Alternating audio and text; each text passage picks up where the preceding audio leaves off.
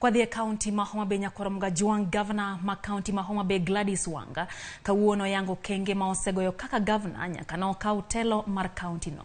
Wanga wacho ni en kod chir mar yango ni osegoyo kang loso sekta ma thieth e county no kachiel kuom ranyisi mano mochiwo en jiwo dongruok mar osiptal maduong' ma Homa Bay County Referral. Okoni bero osiptal no kod mamoko en lek mar jiwo thieth makare na jopiny ka bende osingo medo keto maino e bero ngima oganda e yore mago mag dongruok e county no.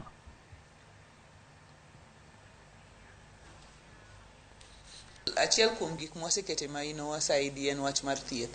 Thieth wachako gi referral hospital waka. Nitie gimiluongo ni dialysis manok timre ka sani koro wakete laini kendo dialysis koro itimo Homa Bay kae. Weche mag yedhe ne kidhi osiptal ting'isi ni dhi ng'iewo yath oko. Watemo kar nyalowa mondo sani waket yedhe osiptende wa. Ok mana referral kende, osiptende wa te nyaka dispensary osiptende 230 mantie e Homa Bay watere e yedhe. Sani nwawacho ni msara mar jotich te ichulo kapok okalo tarik 5 mar dwe ka dwe. E juma mabiro outpatient unit ni koro bro chako tich. Wan gi CT scan osiptal ma Homa Bay. E juma achiel CT scan osebiro kendo osechopo bedo set up. Kigoto sani koro rego. Kendo sani wane thuolo mar manyo kodhi.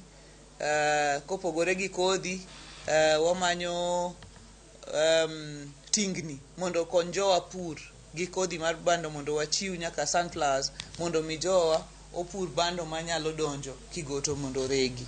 Kendo wan gi mogo sani miluongo ni mokwa. Mano mokwa mawane ma koro waloso mwaloka.